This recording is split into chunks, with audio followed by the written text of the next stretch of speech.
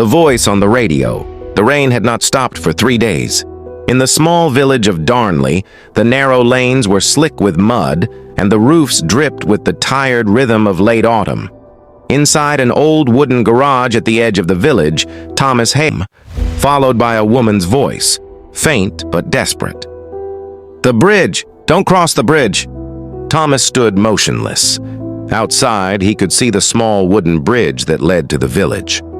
Before he could make sense of it, a loud honk echoed, a local farmer's truck speeding toward the bridge. Thomas rushed out, waving his hands. "Stop the bridge!" But it was too late. The driver didn't see him. The bridge collapsed halfway, sending the truck's front wheels into the river below. The man escaped with bruises, but the truck was ruined. When the villagers gathered, they said it must have been the storm that weakened the wood. But Thomas knew better. The voice had warned him. That night, as he sat alone with the radio, he whispered, "Who are you?" After a long pause, the voice replied, "You heard me. Now listen, more will come." Days passed.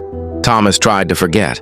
But every evening at precisely 11:13 p.m., the radio would come alive. "Help me, Thomas." One night, a second voice joined in. This time, a man's voice, deep and hollow. "Fire, school, tomorrow." Thomas grabbed his coat and drove toward the village school. It was midnight, all dark. He checked the doors, the windows. Everything seemed fine. But in the boiler room, he smelled gas. He turned off the main valve, shaking. Next morning, he learned the janitor had left it open by mistake. If he hadn't checked, the school could have exploded by morning. Now even the police thanked him for luck. But Thomas knew it was. On the third day, a storm returned, heavy rain pounding the hills. Thomas kept Elliot inside all morning. But by afternoon, Elliot snapped. "I'm not your prisoner! I'm going to Mum's grave!" He stormed out, grabbing his bike. Thomas followed, shouting his name. As Elliot crossed the road near the workshop, a van skidded on the wet turn, headlights flashing through the rain. Thomas sprinted, shoved Elliot out of the way, and the van struck him instead. Elliot screamed. When the ambulance came, Thomas was barely conscious. As the medics carried him away, he could hear the faint crackle of the broken radio from the garage. "He didn't die, you did." Darkness. Beeping. A hospital room. Thomas opened his eyes, or thought he did.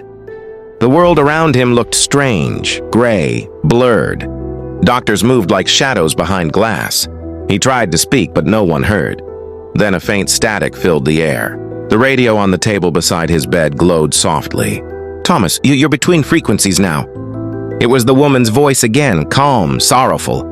"We warned you, but every choice has a cost." Thomas whispered. "Is Elliot safe?" "Yes, you saved him. But the signal must stay open for others." The hospital lights flickered, and suddenly Thomas wasn't in the room anymore. He stood inside his workshop again. Rain fell outside. The tools were as they were. The old radio sat perfectly fixed, glowing. But something was wrong. On the workbench, his wrench had rusted. Dust covered everything. And on the of the rain, and the endless voice of the radio that never stops talking to the living.